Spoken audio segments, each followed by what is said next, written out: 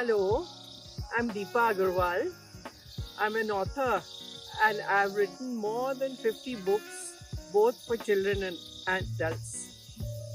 Well, these are books of all kinds. I've written mystery and adventure, real life stories. I've also written fantasy and ghost stories, and picture books for little kids, animal stories. So you see, I write all kinds of books. For me, it's basically the story that is developing in my mind that's important. I also like to write biographies of people who have inspired me. Now, you may wonder where all these stories are coming from. Can you hear the crickets? This is the place that is the original source of my inspiration. My hometown, Almora in Uttarakhand. And right here in this grassy field, I've spent so many happy moments in my childhood playing all sorts of games, hide and seek, seven tiles. I don't know anyone plays that game anymore. Sometimes even cricket and badminton, and especially with my two younger brothers. And this is the place where I grew up, and my mother told me so many stories, mostly folk tales from our region, that later on inspired me to become an author.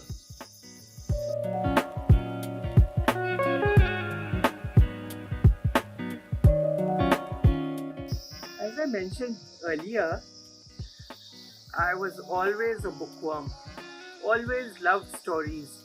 So I think it was inevitable that one day I would go on to write my own. But the magic moment happened actually when my children were young, still in school. I used to freelance for magazines and newspapers at that time. And one day I was just going through my daughter's storybooks, and it struck me that I could try writing stories for children as well. And that is where my career as a children's writer actually began.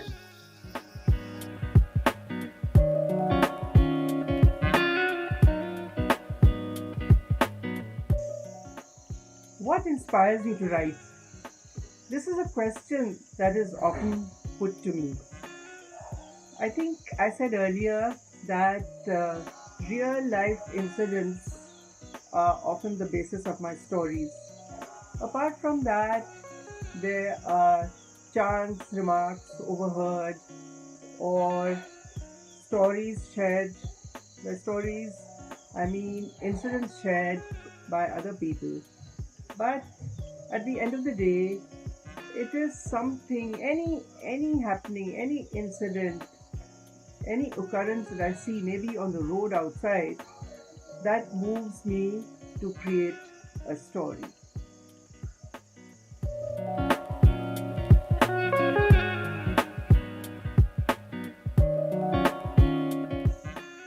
Storytelling is what forms a writer. And looking back at my childhood, I would definitely say that my mother was my favorite storytelling buddy. She told me so many stories, folk tales from my region, and also read fairy tales aloud to me.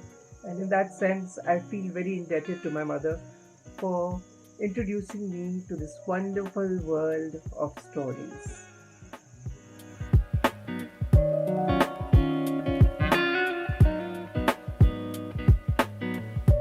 For people who love books, storybook characters often become real. They become like your friends, like people whom you admire or love. If I had to choose my favorite storybook character, I would say it's Maggie Folchart from the Ink Heart trilogy by Cornelia Funke. Maggie is so smart and brave, and most wonderful of all, she possesses the magical ability to read people out of storybooks. Can you imagine anything more wonderful. Yeah, I would definitely like to be like Maggie.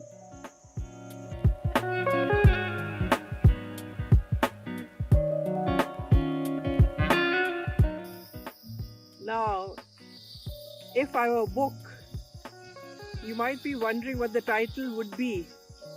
I think it would be Mountain Girl because that's what describes me to a T.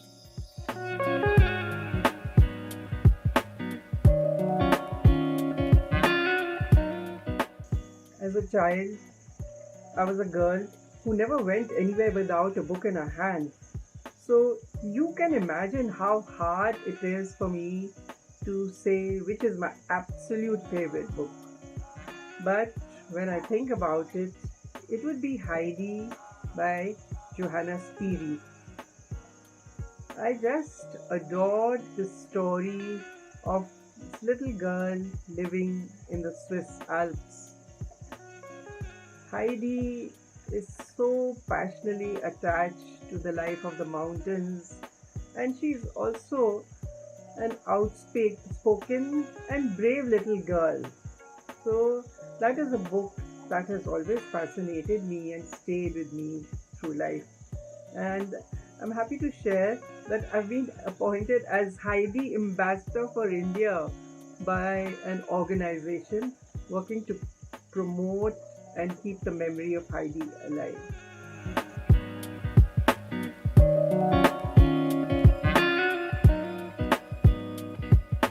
There's one incident I remember very, very vividly from my childhood. Someone had presented me with a set of little cooking utensils, and my friend and I thought of trying them out. And it was somewhere around here only that we decided to make our little chula, and we set our cooking utensils on the chula. And somewhere the devilish thought entered our heads that maybe we should try having a real fire. And our maid's daughter, who was also a great pal, she went and got a live coal from the kitchen, and it was set down on the pile of pine needles, which was actually part of our chula. And guess what happened?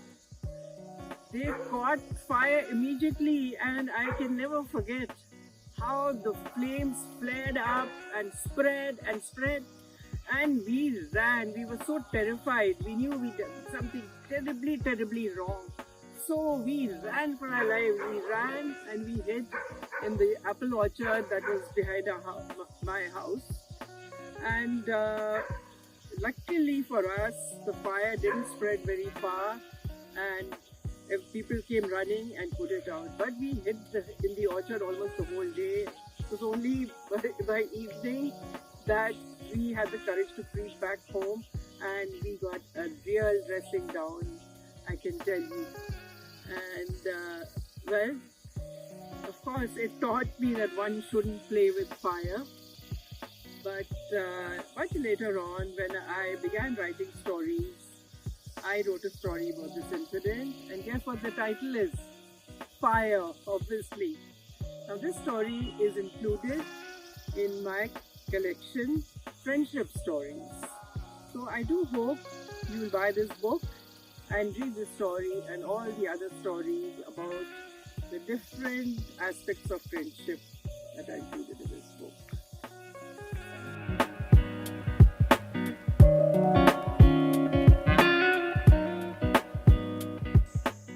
Writing is both work and pleasure for me. But if you had to choose my next favorite activity, it's reading, reading, and reading.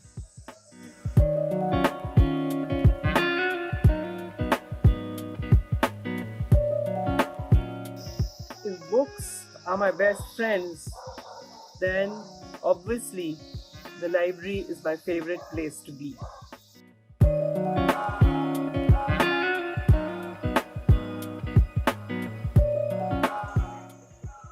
Stories are formed very naturally inside a writer's mind and heart too, I would say. So it's not that I'm writing to specifically convey a message. The messages usually creep into the stories on their own. But what I'm really trying to communicate to my readers is that there are many different ways of living, and we should respect each other's ways of living, their religious beliefs, the differences, and that a society that is diverse enriches all our lives.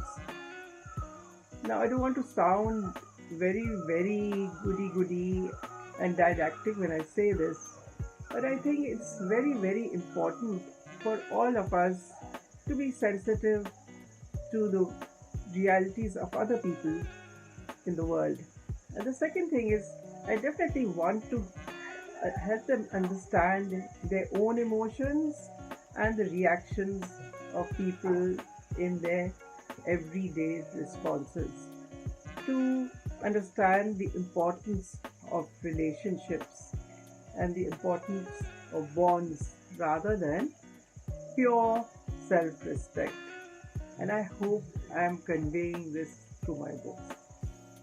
Now, there's another thing I want to convey to my young readers. When you read, read for enjoyment, read for fun, read for the delight of discovering a new story. So often, when I go to schools, when I ask children, why should we read books? And they say, for knowledge. And that is a little saddening and disappointing for me, because I've always read for fun, and I think that's the best way to approach a book. Of course, knowledge will come from the book, but when you pick up a book to read, it should you be because you feel it's going to be a fun experience. And that's the way it has always been with me, and I think that is one reason I was such an avid reader through my childhood and still am.